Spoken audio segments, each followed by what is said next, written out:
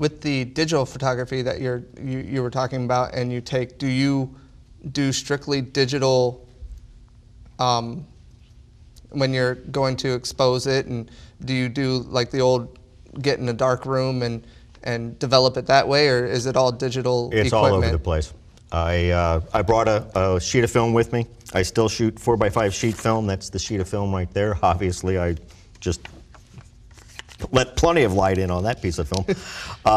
So I still am in the darkroom, but I do not enlarge in the darkroom. I am in the digital darkroom as far as enlargement is concerned. So although I'm shooting traditionally with film, I am now processing through a computer and then back out to a digital printer. And we talked about your time in Scotland, and your Gordon motto is "By Dand." Will you tell us a little bit about how you live by that and that kind of stuff? The motto "By Dand" means those who are steadfast and loyal, and it was awarded my family by Robert the Bruce. Those of you that have seen Braveheart might remember Robert the Bruce, although the movie was not quite historically accurate. It's good entertainment. Robert the Bruce ascended to the throne as King of all Scots in the 1300s, and my family was there defending his ascent to the throne, and we were awarded that title. I have been to 5 of the 7 Gordon castles in Scotland. So once again, I have a very deep emotional tie there, and it's fun to stand on old family property and take photographs with whatever kind of technology happens to suit me. Well, we saw some of your cameras here, and we're going to be right back in just a minute. And Kim Gordon's kind enough to join us here on Mixed Media. He's also going to show us and demonstrate a little bit on his camera. We'll be right back. The people of this town almost built these kids a community center, but almost was as far as they got.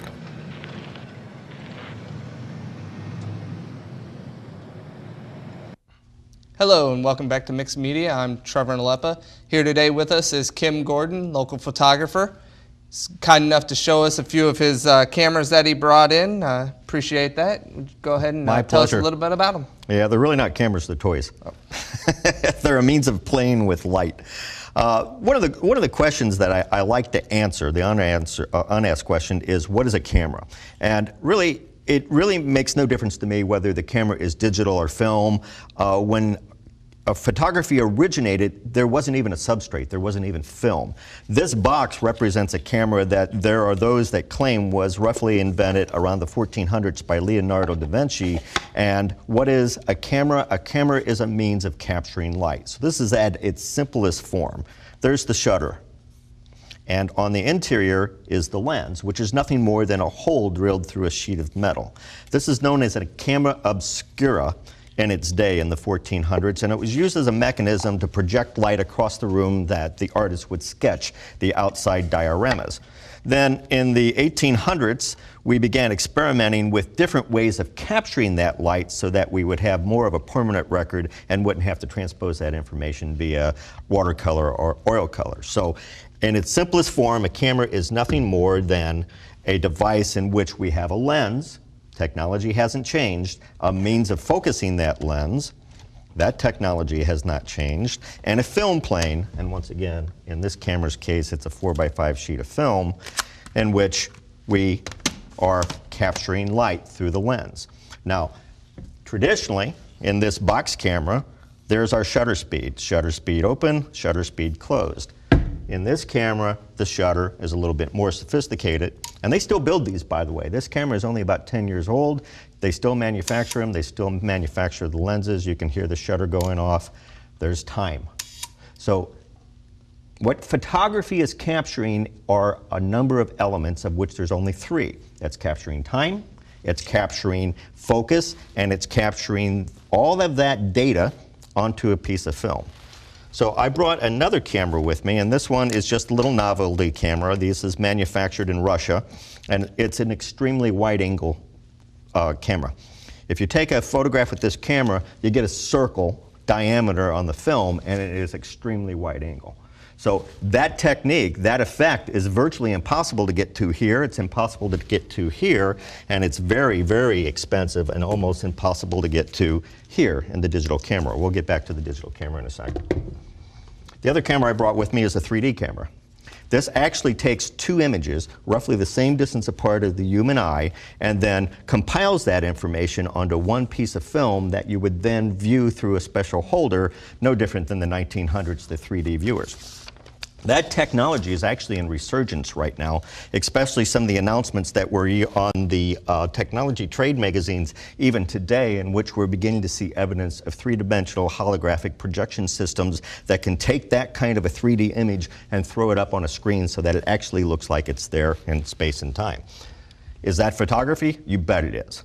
So back to our original conversation, is this photography? Sure. Is that photography? Sure. Is that photography? Sure. It's all photography. All we want to do is capture light. This is a camera that I've just recently purchased once again. One of the real advantages I see to digital is its immediacy. I know if I captured that image or not. Now, mind you, on this camera, I've got a pretty good idea. I've shot enough film that I am fairly clear that when I hit that shutter, I know what's going on that sheet of film. But that's because of my technical expertise. I know what's happening with that sheet of film. In this camera, I have a viewfinder that tells me exactly whether I caught it or not. The real power of the digital that I've discovered is its ability to do time exposures. So, for instance, if you take a photograph of a river and you hit the shutter like a snapshot camera, you're just going to get that river and it's going to freeze it. You wrestle control of that camera and you extend that shutter speed to 1/8 of a second, 1/10 of a second, 1 second, water begins to flow. Time changes. The way we see reality changes significantly when you slow time down. So, when I see people pick up their first digital camera, any camera as far as that's concerned, but primarily digital, the first thing I tell them is take a class. Get control of the technology that's in your hands and you will never regret it. Your creative expression, your ability to see things expands phenomenally as opposed to just pushing the button. So if there's any one thing that I would tell anybody as a result of this conversation today is with your camera, take a couple of classes and take full control, full command of that camera, and you'll have full, complete creative license. And once again, shoot, shoot, shoot. It is a matter of numbers. If you shoot 1,000 images, you may find one that you like, or you might not. Well, thanks for showing us that. That's real interesting stuff. I've taken a photography class, but I don't know if I learned as much there as I have in the couple minutes you spent here. That's a compliment, thank you. It is. On your website, you put on there that you're not claiming to be an artist or a photographer. Most photographers say, you know, I'm an artist. This is what I do. What would you classify yourself as? I've never put that stake in the ground. I'm just someone that is capturing light. That's all I am. I think what differentiates me from others perhaps might be my attention and my neurotic preoccupation with composition, which I recommend everybody start doing. Stick the camera on the tripod. The other recommendation and on top of wrestling control of the camera is put the camera on the tripod and slow down. Look at that shot. Make sure that's the shot you want. If you need to move it 1/8 of an inch, move it 1/8 of an inch. If you need to wait for 2 hours for the sun to get where you want it, sit there for 2 hours. Pull up the lawn chair. Life is short. Might as well relax and enjoy it.